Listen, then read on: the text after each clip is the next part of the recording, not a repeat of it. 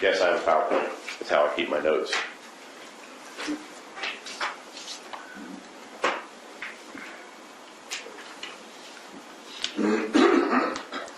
Mr. Way said, let's take Brian out of the equation. Without Brian, there's nothing. Brian's a liar. Brian's a murderer. Yeah, he is. But let's start off by taking Brian out of the equation. And let's go to that recording. Previously, I've already played to you. You've heard the entire recording, which is 23 minutes. So I've taken snippets out so you don't have to sit here for the full 23 minutes. But there's more to that recording than just that one statement. And when you listen to this next one that we have here, I want you to look at this through this perspective. The cross-examination of Cheryl Williams. And they were talking about Amy. Mr. Padovano asked Ms. Cheryl Williams if she was innocent and accused of murdering Mike, not Denise. You would expect her to react in anger, wouldn't you? Yes.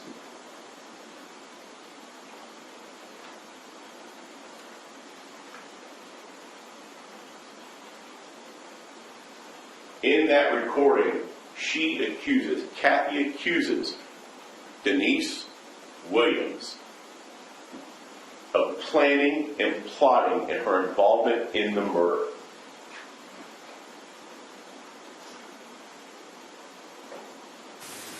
Brian told me that y'all planned it.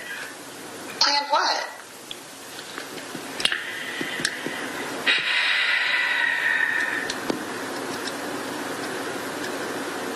Oh my gosh. And Marcus showed up at the shop later that afternoon, telling me how I would have to take this to my grave, that it would ruin Stafford's life, it would ruin, apparently Brian told Marcus that he had talked to me, and he went on to just tell me, Marcus went on to tell me how my life would be ruined, how I would never be able to start over, if Stafford's life was ruined, So Marcus knew? And when you said Brian said y'all, you're talking about me and Brian or Marcus or who? You and Brian. And that Marcus is involved? I mean, obviously, if he came and talked to you. Well, it was just the whole, shut down. So, whenever,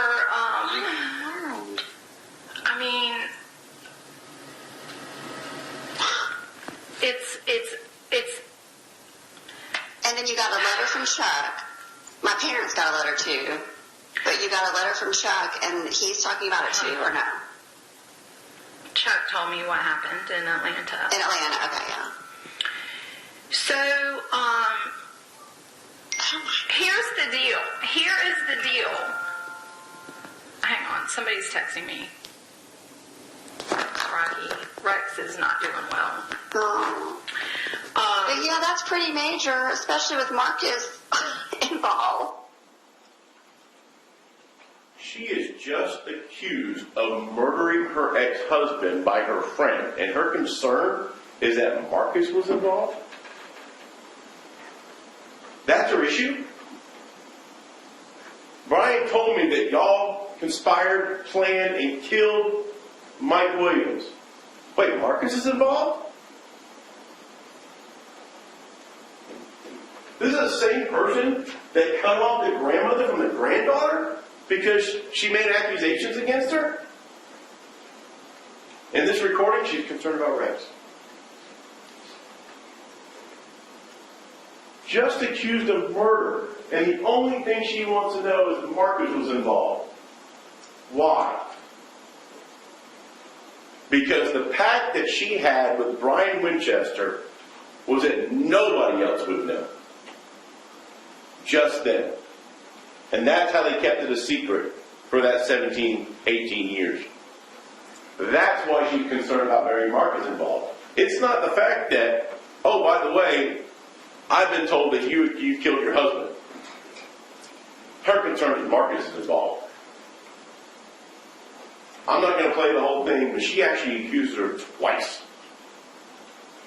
2 times.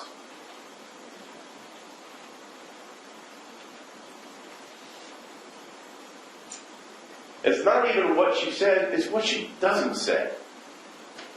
In this recording, she's just accused by one of her best friends of plotting to murder her husband, who was in fact murdered. And there she says, oh no, I didn't. What she says is, wait, Marcus is involved?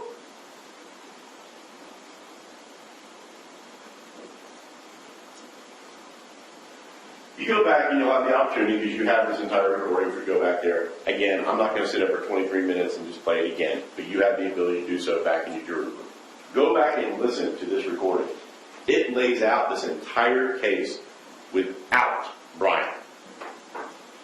Accuses her of the homicide. We've already heard that part 2 times. Talks about the Chuck Bunker thing, and actually says, and Denise admits to the fact, that Chuck Bunker, she was actually cheating on Brian by going with Chuck Bunker out there in Atlanta. When she accuses her the second time, she says, why couldn't y'all have just gotten a divorce? She asks if Mike knew. And they talk about things like money. And Mike didn't find out about anything. That he didn't suspect anything. Didn't suspect the affair. That recording goes beyond just the statement that implicates her for the accessory after the fact. That recording, without Brian, lays out the whole thing. Listen to it. Use that common sense. Use those skills, your education, your life skills that you use each and every single day, and listen to that recording and what is said and what is not said. And even if you take Brian out of it, it tells you the whole story that you need to return a verdict of guilty. Mr. Way says this is not about justice for Mike. This absolutely is about justice for Mike. This is about holding that person accountable for it and what her role is. That's what you are here to decide, what her role was in all of this. That is solely what you are here for. He says take Brian out of the equation. That guy is a bad man. He held up the proffer agreement. My signature is on that proffer agreement. I had to make a decision to solve a 17-year-old homicide case. Was it a good decision? I don't know. Time will tell. That is the cross that I must bear. To sit here and listen to him describe how he killed his best friend while asking him the questions churns my stomach just like it did everybody else. But he is a part of this case, like it or not. He is not going free. Jason Newland, the investigator for State Attorney's Office that conducted the proffer agreement, told you what we were there for on the proffer agreement. The proffer agreement was to get closure for the family and to find Mike Williams. At no point was this proffer agreement about implicating Denise Williams. We are here today because that's where the evidence took us. And it wasn't based solely upon Brian's testimony. It was based upon going back and looking at the things and finding the witnesses that we found afterwards to corroborate not only his story, but also to get that recording that tells the picture. The totality of everything. And that's your job, too, to sort through that as well. Brian Winchester is not going free. He has 20 years in the Department of Corrections, followed by 15 years of probation. While he's sitting there in the prison cell, as he wakes up every day on that bed and stares at those bars. At no point, I assure you, that he's saying, I'm glad I'm here on this and not that. He is in prison. A prison cell looks the same whether you're there for murder or whether you're there for kidnapping. And he's got 15 years of probation. If at any point he violates that probation, gets in a fight at the prison, I assure you, we're coming after him.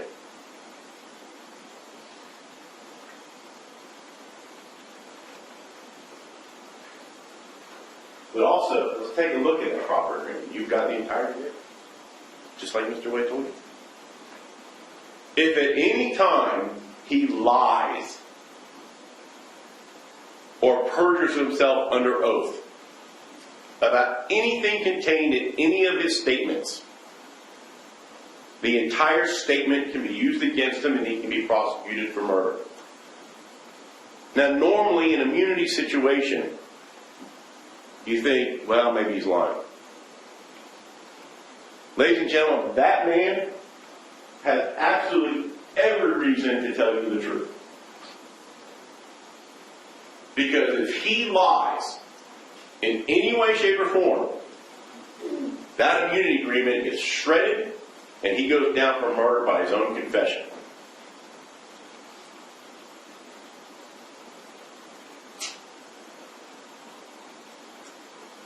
On his face, you say, wait a second, immunity thing. But when you look into it, that man has got the ultimate motive to make sure that he is telling you the truth.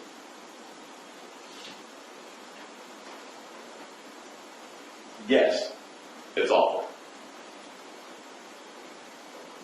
I don't in any way, shape, or form think I'm Elliot Ness, the U.S. government, but exactly what they did with Al Capone, they got him for tax evasion. Just like Brian Winchester, he was a murderer as well. They got him for what he could get him for. And that's why the immunity agreement exists. And the only thing the immunity agreement said is I couldn't ask for life imprisonment. I asked for 45 years. I got 20. If he violates, I'll get more.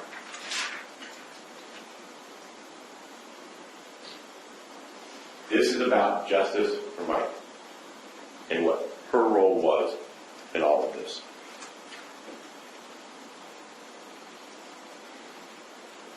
Use your common sense, your experience, your education, and life skills. Why send that message? Why send that message? Because she knew that she went to law enforcement. And she knew a very real possibility in this situation was that Brian was going to turn around and dime her out. And she wanted to make sure that she told him, hey, I want you to know I didn't say anything. Thinking about what?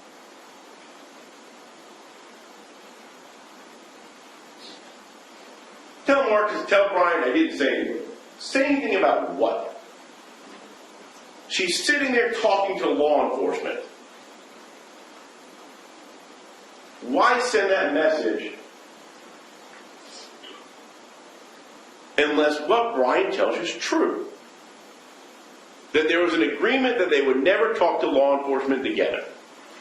It's the only thing that makes sense for that entire message.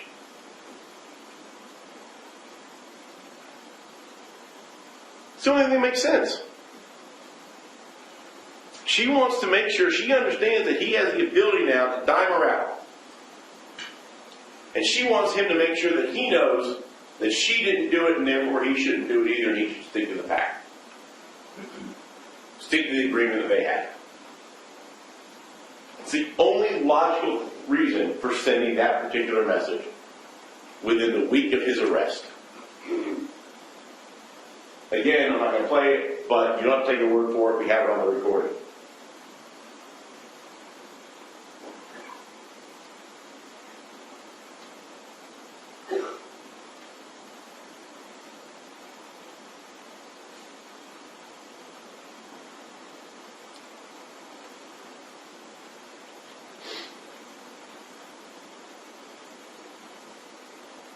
If nothing else, argument of Satan, that she wasn't part of the conspiracy, wasn't part of the murder, and found out later on that Brian was involved and actually did commit the murder of Mike Williams, that statement itself implicates her on the accessory after the fact.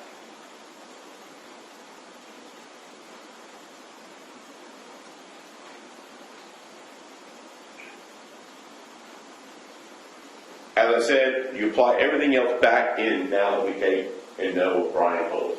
Because he is a part of this. He does have incentive to tell you the truth.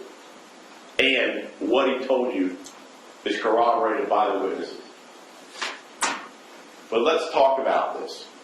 What we know about Denise Williams. We know that over the years there at Ketchum Realty, she would regularly call up, Mike, come get me my gas in my car. Bring me food. I'm going to go talk to Brian instead of you. A little controlling, maybe? Use your common sense, experience, education, and life skills. How do they not have a conversation like this? On the day of their anniversary, when they're going to Apalachicola, how is it that he doesn't ask her for permission to go? Sorry, go up honey Saturday morning before we go to Appalachia? Sure, who you going home with? Brian? All right, what time are you going to do that? What time are we leaving? Okay, that works. So use your common sense. Use your skills, experience, life skills. This conversation occurs. What's the first thing she says to law enforcement, or anybody for that matter, when Mike doesn't come back from hunting? Call Brian. He's the one that was with him.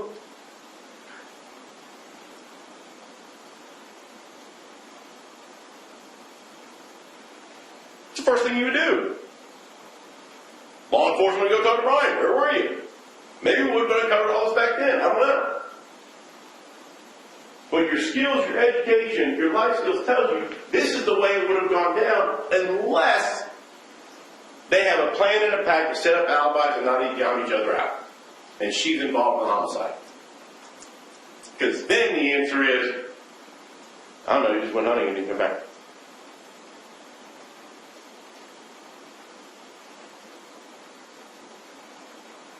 She's arrested by law enforcement. I'm sorry. On the day she goes for the kidnapping, excuse me. On the day she goes for the kidnapping, Mike Devaney says, involved in any way, shape, or form. At no point does she say, there's been rumors for years about this thing, but I never wanted to believe it. I was in love with the guy. But maybe after what happened this morning, it's true. Nope. What she tells Devaney is, no way he did it. I never would have married him if I thought he did. No way he did it. Part of the pact, part of the agreement.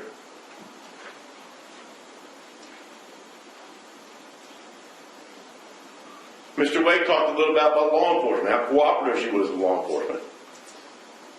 Think back, how cooperative she was with Sergeant Wooten. Yeah. Until Sergeant Wooten says Florida Department of Law Enforcement is involved. And what she know about Florida Department of Law Enforcement? Mike Devaney came in and said, I'm investigating the murder of Mike Williams and Brian's involvement in that. And what happened when Florida Department of Law Enforcement got involved? She stopped returning Mike's phone calls.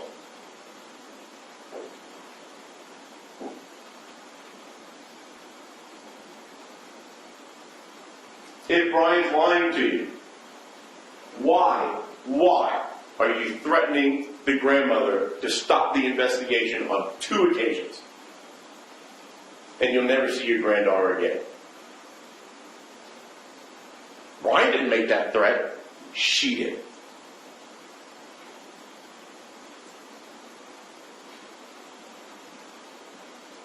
The day before her birthday?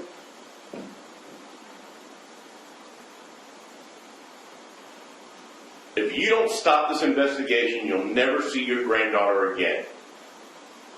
The day before her birthday. And she never did.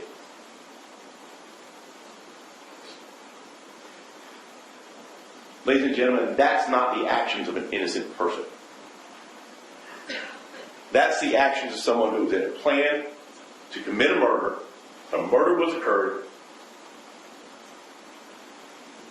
and was afraid of an investigation and all the hubbub that Mrs. Cheryl was making. She was afraid Cheryl would succeed, and she did.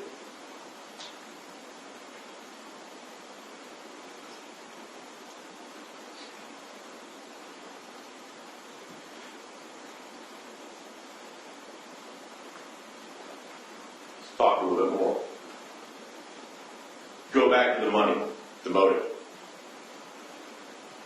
Follow the money.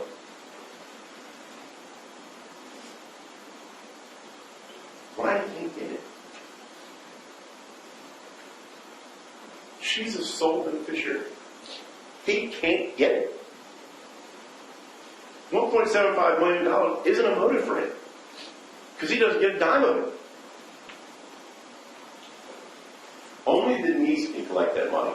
And what did she do? She wasted no time. Kansas City Relief.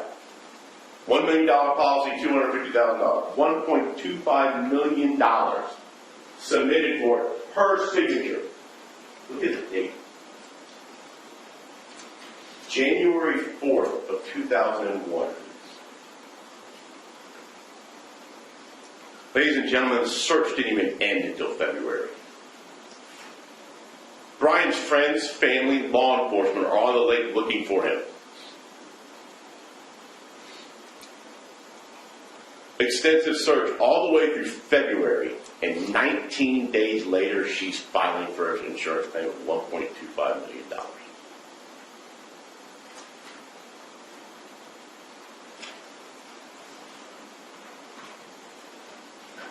$19 whole days.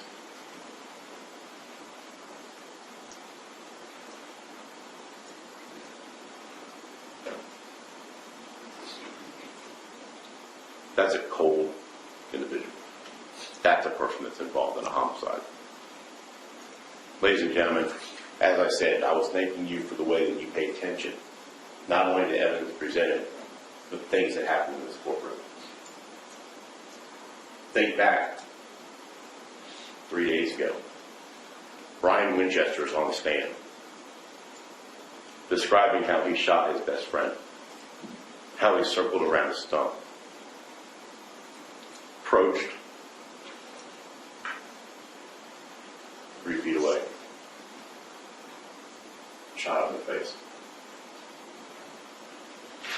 Everybody in this entire room was moved by that and the sheer horror of that situation. One person.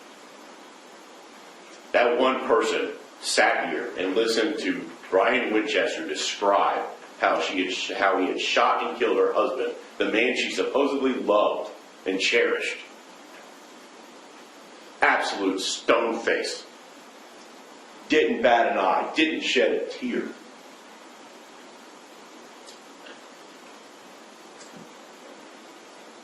Use your life skills, your experience, your education. How does that apply in all of this?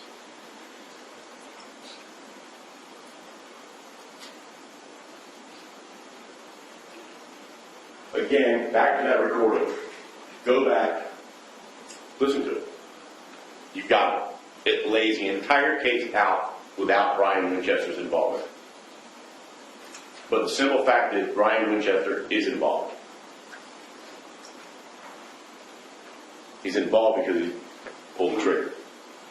He's involved because he had a 3-year affair prior to the murder of Denise. He's involved because he helped plan it with her.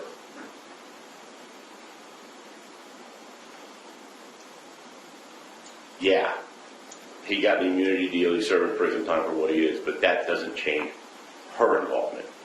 And that's what you're here for.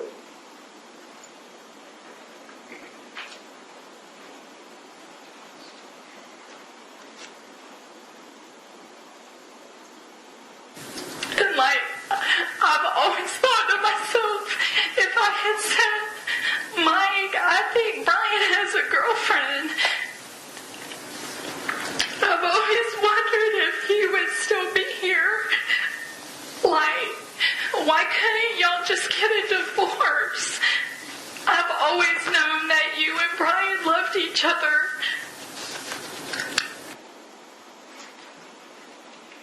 Mr. Way made a little bit of an issue about the divorce. She could get a divorce from Brian Winchester because Ansley wasn't involved. That's why she couldn't get the divorce from Mike. She didn't want to have to share custody with her father. Doesn't that make sense for the same person that took Mike Williams' daughter away from the grandmother?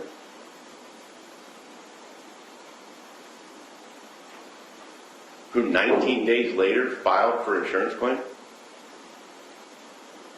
Who sat here stone-faced? Ladies and gentlemen, Mike Williams was a devoted father. He was a devoted husband. Mike Williams died with his ring on, with that devotion. The only part of that Denise Williams took to heart. Physical death was part. And she took it to the extreme. And she, along with Brian Winchester, made sure that death did him part. She helped plan it. She held up her end of the bargain by helping with alibis. She helped with her bargain by helping him afterwards, by making sure that even though she had him arrested, that she didn't say anything. And when you take all of that into account, that lady right there, was Denise Williams, is guilty of conspiracy to commit murder, first-degree murder, and accessory after the fact. Thank you.